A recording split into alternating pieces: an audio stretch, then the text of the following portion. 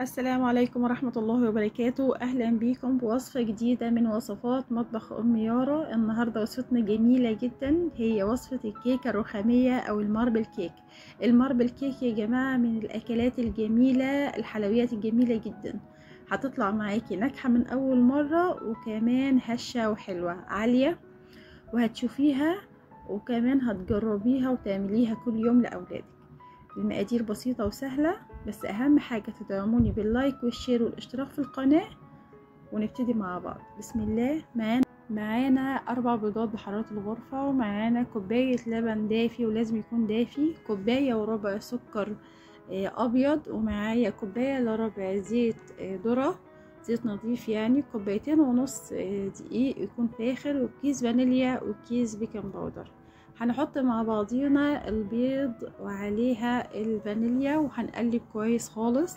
ممكن تحطي معاها لو عايزه ان انت تحطي معلقه خل، ممكن تحطي. انا الصراحه ما حطيتش. انا حطيت بعدين السكر وقلبت كويس. انا كان ممكن ان انا احط في الخلاط، بس طبعا ما رضيتش احط في الخلاط، قلت اقلب لان في ناس برضو مش عندها خلاط، فقلت اكمل الوصفه كلها بالطريقه اللي انتوا شايفينها. حطيت الزيت، وبعد ما حطيت الزيت يا جماعه نصلي على النبي في التعليقات عشان تحل البركه على القناه وعليكم كمان. قلبت كويس خالص زي ما انتوا شايفين كده لغايه ما خليتها تعلى سنه.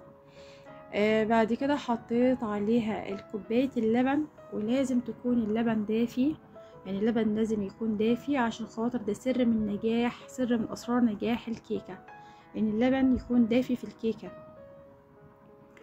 من الناحيه التانية انا جبت دقيق وحطيت عليه كيس البيكنج باودر وقلبت. هو الكيس عامل حوالي معلقه وربع، انا حطيته كله عشان خاطر تطلع معايا الوصفه حلوه وعاليه.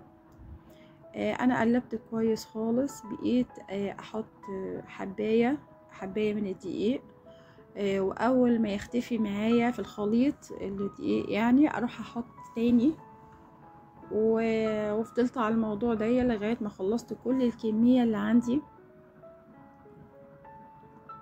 زي ما انتوا شايفين كده. تقلبي باتجاه واحد بس عشان الخلطه تطلع معاكي كويسه، والكيكه كمان تطلع معاكي ناجحه. ما تستعجليش خالص، انا هنا مسرعه بس في الفيديو، لكن انا ما استعجلتش الصراحه.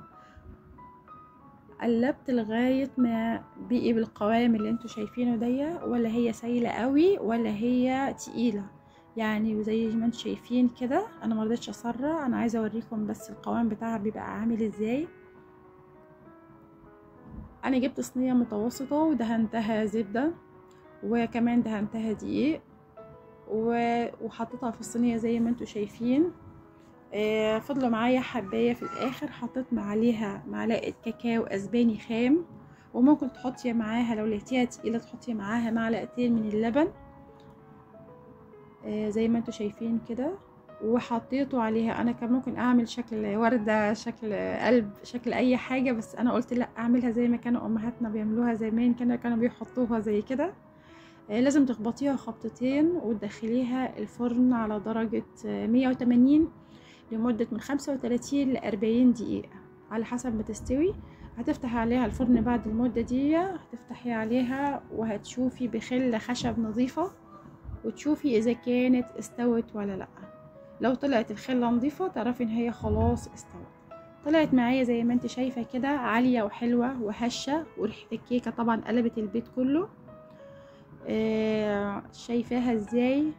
اهم حاجه ان انتي ما تفتحيش على الفرن وهي شغاله، يعني قبل المده اللي انا قلتلك عليها ما تفتحيش الفرن خالص. زي ما انتي شايفه كده بالطريقه دي، سهله جدا وطريقه سهله جدا خالص. انا حبيت اوريكم كمان من الحواف الصينيه عامله ازاي، محمره ازاي من تحت وعلى الجناب بطريقه حلوه جدا. دوست عليها الصراحه جميله جدا، ريحتها حلوة وناجحة، طلع معايا ناجحة حلوة جدا الصراحة. يعني ممكن تاكليها وجنبيها كوباية شاي، او تاكليها وجنبيها حتة شوكولاتة، تاكليها عادي على الفطار الصبح جنب كوباية شاي بلبن كده. هي طالعة جميلة جدا معايا الحمد لله رب العالمين. بس اهم حاجة ما تنسوش اللايك والشير والاشتراك في القناة، والسلام عليكم. مطبخ أم يارا.